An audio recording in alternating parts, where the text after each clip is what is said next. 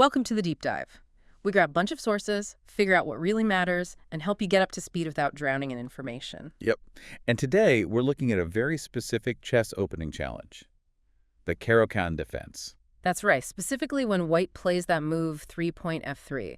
You probably know it as the fantasy variation. And we know this is for you because you play the Caro Kann. You've seen 1-point e4, c6, 2-point d4, d5, and boom, 3-point f3 hits the board. Yeah, maybe you tried playing something like 3.d by e4, just taking the pawn, but maybe without a really clear idea of what comes next. And maybe you found yourself in positions that felt, well, a bit uncomfortable.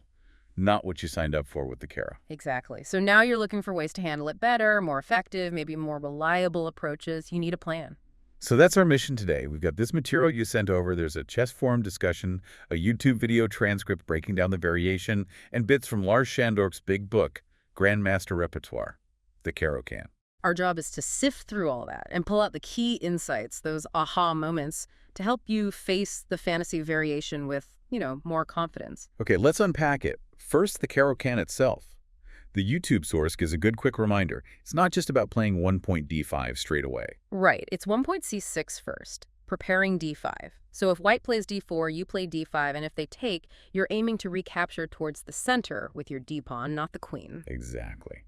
Schandorf's book calls it solid, reliable, but importantly, he stresses it's a fighting opening. Yeah, not just aiming for a boring draw. Top players use it to get sound positions where they can actually outplay their opponents later. It's got teeth. Definitely. But then white plays 3-point f3, the fantasy. Schandorf even calls it somewhat bizarre. I like that.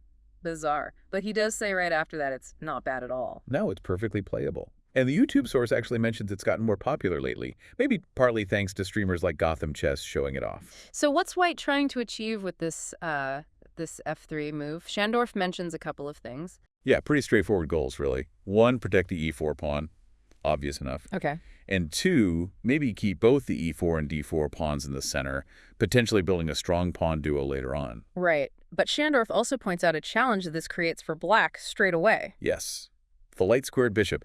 That bishop on c8, which often likes to come out early in the Caro Kann, maybe to f5 or g4. Well, 3-point f3 makes that harder. Right. The f3 pawn kind of gets in the way. Okay, so white defends e4, maybe eyes a big center, and makes it awkward for our bishop.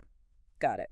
So black usually responds to 3-point f3 by taking on e4, right? 3.d by d4. That's the main move, yeah. Challenge that pawn. White recaptures 4.f by e4. And now black reaches a crossroads. This is where the sources seem to highlight two main directions you can go. Exactly. You got, let's say, the dynamic counterpunching approach with 4-point e5. Okay, 4-point e5. Or you have the more maybe practical positional route with 4.dxc4. Let's dive into that first one, 4-point e5. It sounds exciting. Yep. The forum and the YouTube video both immediately call this a pawn gambit. Yep, that's what it is. Black is offering up the e5 pawn. So white will usually just take it, 5.d by 5. Often, yes. 5nf3 is the other big move, but let's assume white takes for a moment. Black gives up the pawn. Why? What's the trade-off? What are you getting for that pawn? Activity. Quick development. Yeah. Open lines for your pieces. That's the compensation. Okay. The forum discussion mentioned ideas like black playing bc5, hitting f2, maybe qb6, hitting b2 and f2, putting pressure on white immediately. And the YouTube source highlights a specific threat that can come really fast, qh4 plus 4. Ah, yes, the quick check. Very annoying for white.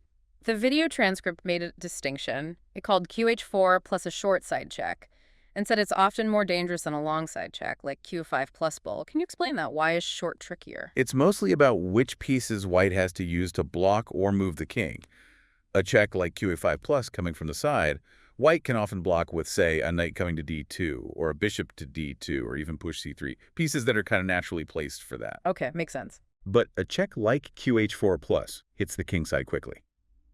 To block it, white might need to play g3, weakening the kingside pawn structure, or maybe b3, which isn't always ideal. Or the king has to move early. It just disrupts white's natural kingside setup and castling plans more directly. Got it. More disruptive to the king's safety early on. So within this 4-point e5 gambit world, the sources mention some specific lines. The forum had someone talking about playing qb6 relatively early after 4-point e5. Right, that sideline. Someone found good results with it online, even thought it might be their own little secret weapon for a bit. Until someone else pointed out it was actually in a Caro book. So what's the point of qb6? Well, the YouTube source gives a good explanation. Queen to b6 does a couple of things. It temporarily stops white castling kingside. Because the queen hits f2. Uh-huh. And it puts immediate pressure on the b2 pawn. As that forum poster found, it can make things really awkward for white. White has to spend time dealing with these threats, and black often gets a nice lead in development. Okay, that sounds promising. Now, Shandorf's book looks at more classical lines after 4.e5, say 5.nf3, bg4. Right, the main lines. He goes into detail after, like Yeah. 6.0 point bc4 nd7. OIO ngf6, 8.c3 bd6. A common continuation is white playing 9.bg5, pinning the knight. And here Shandorf highlights a really important move for black after white plays 10.nbd2. He says 10.8.6 is key, just pushing the h-pawn. Why is that little pawn move so crucial? It's about forcing white's hand with that bishop on g5. Does white trade it for the knight on f6? Does white retreat it, say to h4? Okay, kicking the bishop. Yeah. By challenging it, black often eases the pressure on the f6 knight, maybe clears g5 for their own pieces later, and stops white from just sitting there building pressure. It prevents white from tying black down too easily. Shandorf says it leads to a tense and complicated middle game where black definitely has chances, despite often being down a pawn initially. So it keeps the position dynamic. What if white tries something different after 5nf3 bg4? Shandorf mentions an alternative, like white playing 9.nb3 instead of 9.bg5. That knight move looks a bit strange. It does look a bit sideways, yeah. And Shandorf points out a really interesting reply for black, 9.a5. Pushing a wing pawn again, when you're down material in the center, feels weird. What's the logic? It's a great question. The idea behind 9.a5 is to exploit the slightly clumsy placement of white's knight on b3. Black wants to stir things up on the queen side. Okay, poke at the queen side structure. Exactly. Shandorf shows a line like 10.a4 bb8. Bishop back to b8. Yeah, seems odd, but then maybe 11.c3 bg4. The bishop goes back out. It's really annoying for white keeping that knight on b3 under observation. White finds it hard to just complete development smoothly. Huh. So it's about creating persistent, nagging problems for white. Right. And Shandorf shows how this can lead to positions where black manages to get a knight to the c4 square, a fantastic outpost. He even suggests it can lead to endgames where black has a superior pawn structure and the better bishop, which, coming from a gambit line, is a fantastic result for black. Wow, okay. So that MB3 line has hidden dangers for white if black knows the pot fave idea. Now, the YouTube source also looked at another white possibility after 4.e5. What if white plays 5.nc3 instead of 5.nf3? Right, bringing the other knight out. The video suggests two main options for black here. Okay, what are they? Option 1. Just take on d4 immediately, 5.egas d4. And the video mentioned something about isolated pawns for white if that happens. Yes, after the exchanges, white can end up with isolated pawns. Maybe an isolated d-pawn, or sometimes even, as the video puts it, double isolated pawns on the c-file, if things go a certain way. And isolated pawns are generally easier to attack later on. Right? Usually, yeah. They can become targets, especially in an endgame, because other pawns can't defend them. Okay, so that's taking on d4. What was the second option the YouTube video recommended against 5.nc3? Playing 5.nd7, knight to d7. What's the idea there? Just defending e5? Primarily, yes. Ah. Just solidifying the e5 pawn. Then, the video explains, if white tries to push past with 6.d5, black's plan is immediate counterpressure. 6 bg4, pinning the white knight on f3. This often just equalizes quite comfortably. The video describes it as leading to a practically dead-even position where black just needs to finish developing. Okay, so nd7 is solid. What if white doesn't push d5? What if they play slower, like bishop e3? The video says knight d7 is still fine. And importantly, if white decides to capture on e5 later, black recaptures, and again, white might end up with those potentially weak, double isolated pawns. It seems like those isolated pawns are a recurring theme white has to watch out for. Definitely. The video also covers if white plays bishop to g3, which is common. It suggests knight f6 for black. And if white then takes on e5, black has this active move to g4, jumping the knight in. And g4, what does that threaten? Well, combined with a later qb6, it can start to create threats against f2, maybe even mate threats. The video shows a nice tactical shot that can sometimes occur. If white plays nd4, black might have nc4 hitting the queen, and then qxb2 grabbing a pawn and causing chaos. Lots of activity. Wow. Okay, so summarizing this whole 4.e5 path, it sounds like black sacrifices a pawn, but gets really significant compensation pretty much across the board. That's the story these sources tell, yes. Whether it's rapid development, direct attacking chances against the king, creating structural weaknesses like isolated pawns for white, or reaching complex middle games with good dynamic chances. Black is definitely in the fight. It's not just about passively hoping to get the pawn back. Not at all. It's about using the initiative the pawn sacrifice provides. Okay, that covers the dynamic 4.e5 route really well. Yeah. What about the other main option the forum mentioned, the one they call practical, easy to handle? That was 4.dxc4. Right. Taking the pawn on c4 instead of pushing e5. So what's the fundamental difference here? If you play 4.dxc4, what kind of game are you aiming for? It's a more positional approach. Black takes a pawn on the side, yes, but essentially allows white to keep a pawn majority in the center, with pawns on d4 and e4 against black's d5. So white gets the center, black gets a queenside pawn. Sort of, yeah. It simplifies the central tension immediately. The game becomes less about immediate tactics and more about structure and maneuvering. Okay, and what's the main strategic issue black needs to solve in this structure? Does that light squared bishop problem come up again?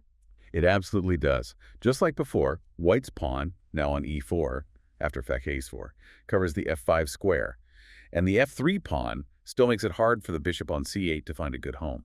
So how does black deal with it in this line? The forum suggested something. Yes, the forum correctly points out a key strategic idea. Black often prepares and plays the move point e6. Ah, e6, like in the French defense sometimes. Exactly like the French. By playing point e6, black opens up diagonals for the light-squared bishop, potentially allowing it to develop to e7 or maybe d6 later on. It solves the bad bishop problem, albeit in a different way than in the main Carolines. And Shandor's book actually backs up the importance of this point e6 idea in the Caro Kann generally, right? He mentioned it in other variations. He does. He gives an example of the pseudo-Panov variation. That's 1.e4, c6, 2.c4. After a sequence like 2.d5, 3.efd5, cxd5, 4.cxd5, nf6, and some more moves, black can play a timely point e6. Schandorf notes that if white tries to grab the pawn offered after point e6, it's often too dangerous because black gets so much activity. So point e6 isn't just a quiet developing move. It can be a real pawn break that opens things up. Precisely. It could be a dynamic lever, as well as a way to solve the bishop problem. So in the fantasy variation after 4.dxe4, the plan involves playing point e6, developing the bishop, and aiming for a solid, if perhaps less immediately spectacular, middle game. It sounds like it lives up to that forum description, practical and easy to handle. Maybe fewer sharp tactical lines to memorize compared to 4.e5. That seems to be the trade-off, yes. You avoid the immediate complexity and potential risks of the gambit, aiming for a fundamentally sound structure where you can try to outplay white positionally. So for you, the listener, facing 3.f3, d by e4, f by c4, it really boils down to a strategic choice based on what we've seen in these sources. Yeah, it does. Do you want the immediate fight, the complications, the dynamic piece play of 4.e5? Are you comfortable playing with initiative for a pawn? Or do you prefer the 4.dxe4 approach? More solid, more structural. Focus on solving that bishop problem with taut e6 and playing a long game. It really depends on your style, what kinds of positions you enjoy, and maybe how much theory you want to learn for the sharper lines. Both seem perfectly valid ways for black to get a good game. Okay, let's try and pull together the main takeaways then from this whole deep dive into the Caro Kann fantasy variation. Right. First big point, white's 3.f3, the fantasy. It's a real try, you'll see it. It's not bad, but it's definitely manageable. Don't panic when you see it. Absolutely. Second takeaway. After the standard 3.d by a4, 4.f by e4, you have that key choice, path 1, 4.e5. Dynamic, gambit play, looking for activity and attacking chances. Path 2, 4.dxc4. More positional, practical, aiming for a solid structure, often using that point e6 idea to free your light-squared bishop. Third point. Whichever path you lean towards, knowing some of the specific ideas is really helpful. Yeah, like in the 4.e5 lines. Remembering things like the qb6 sideline, the potential for checks like qh4 plus I, the importance of challenging white's bishop with 1/8/6 if it lands on g5, or that sneaky .a5 idea against mb3. And in the 4.dxc4 lines, understanding the strategic goal behind pot e6 is key. Exactly. And fourth, maybe more broadly, the Caro Kann spirit shines through even here. It's about sound development, knowing when to make strategic pawn breaks like tot c5 usually, but also pawn e6 in these lines, and always being alert for tactical counterplay. It really feels like an opening where black can genuinely play for a win, not just hope for equality, even against these sidelines. I agree, and it's been interesting seeing how the different sources approach at the forum gives you those practical, maybe slightly offbeat ideas like the QB6 thing. The video gives a nice visual overview and tactical examples, and Schandorf provides that deep GM-level theoretical foundation. Yeah, you get different angles on the same problem, which is super useful. Definitely. Seeing how online players, video creators, and grandmaster authors all look at it helps build a more complete picture. Okay, so Here's something to chew on as we wrap up.